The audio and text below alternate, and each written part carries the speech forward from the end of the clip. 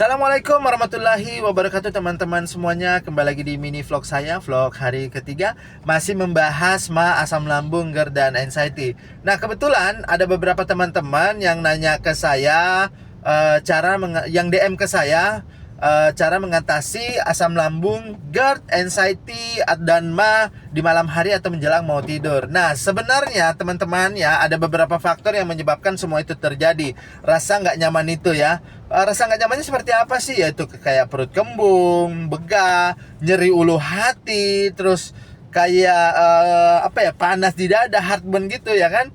Terus tenggorokan kayak kayak ada cairan yang naik kayak perih gitu, kayak nggak enak banget. Terus kayak tiba-tiba pilek, tiba-tiba batuk ya.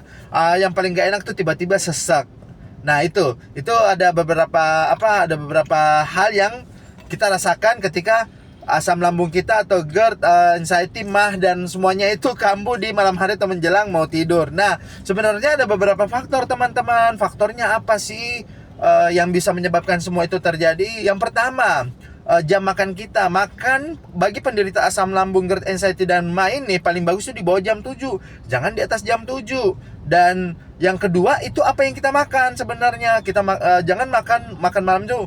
Jangan makan nasi padang, jangan makan ketoprak, nasi goreng, jangan makan gado-gado, bakso. Jadi makanan-makanan yang faktor yang menyebabkan asam lambung kita tuh kambuh, GERD kita tuh kambuh gitu ya.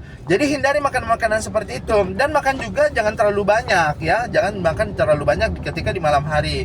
Dan yang ketiga, berikutnya itu ada, jangan minum kopi atau teh di malam hari. Karena itu kopi dan teh itu kafeinnya tinggi, dan kafein itu menyebabkan asam lambung kita juga kambuh gitu ya. Asam lambung kita naik. Terus kayak makanan-makanan cemilan kayak gitu, roti bakar, martabak keju, dan masih banyak yang lain, itu hindari dulu ya di malam hari. Jangan dimakan, karena itu adalah faktor yang menyebabkan asam lambung, GERD dan anxiety kita kambuh di malam hari. Jadi hindari dulu hal-hal yang seperti itu. Oke, jangan dilakukan. Sama buah, roti ini juga sangat menyebabkan asam lambung kita kambuh ya. Buah itu yang buah ada kayak jeruk yang asam-asamnya tinggi, terus kayak buah buah pisang itu jangan ya. Yang gasnya tinggi-tinggi itu jangan, apalagi durian. Itu nggak boleh banget ya. Jadi itu tadi beberapa faktor yang menyebabkan asam lambung kita kambuh. Nah, cara mengatasinya seperti apa sih? Kalau saya pribadi, misalkan saya lupa nih, saya makan nasi goreng gitu, atau saya makan apa, atau pokoknya tiba-tiba kambuh aja di malam hari. Nah, itu yang pertama yang saya lakukan. Saya kalau mau minum obat, itu obat saya itu tipsnya, kalau saya pribadi itu tipsnya saya itu obatnya yang obat kunyah, antasidadon atau obat mah. Nah, jadi cuma dua ini nih. Kalau saya ya, pilihan saya antasidadon, kalau enggak obat mah. Promak.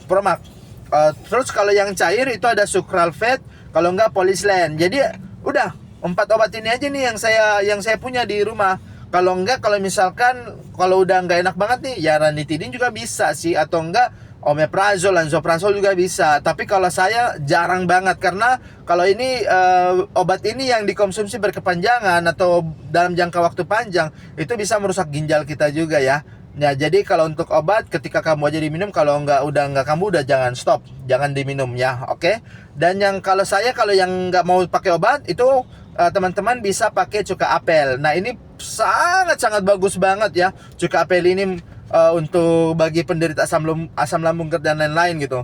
Kenapa? Karena cuka apel ini dia bisa saya nggak tahu sih bahasa dokternya seperti apa. Jadi dia bisa kuatkan otot esofagus kita tuh, yang katup tuh ya. Yang katup itu dari yang penutup asam lambung kita, yang kalau katupnya lemah itu gasnya suka naik. Nah, itu makanya kita sering panas di dada, heartburn kayak gitu. Jadi kalau saya pakai cuka apel, kalau yang tidak pakai obat ya pakai cuka apel.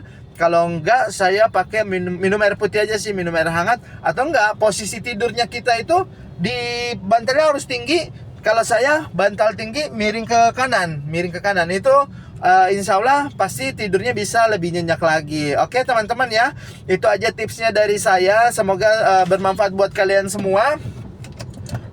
Ayo kita lawan anxiety, ayo kita lawan asam lambung, GERD dan ma kita. Oke? Mudah-mudahan bermanfaat semua. Terima kasih semua teman-teman yang sudah support saya terus. Jazakallahu khairan, barakallahu fiik.